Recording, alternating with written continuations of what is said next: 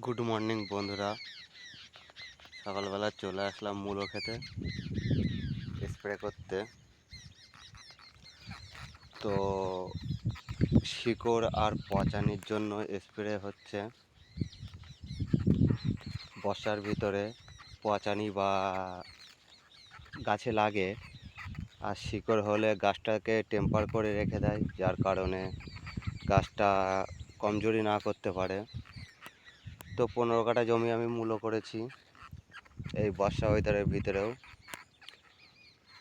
গাছ তো দেখতে পাচ্ছেন, আমার কিছু গাছে অবশ্য মূলও চলে এসেছে, আপনাদেরকে দেখাবো।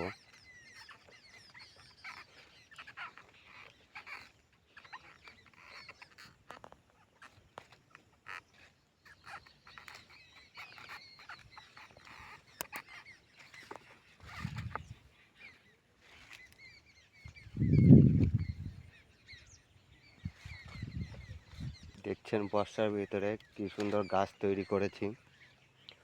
তো এরকম চাষ করলে আমাকে একটু কমেন্ট করবেন বা একটু শেয়ার করে দেবেন, যাতে আমার ভিডিও সকলেই একটু দেখতে পারে বা আমার প্রক্রিয়ায় সকলে একটু আমার মতন চাষ করতে পারে।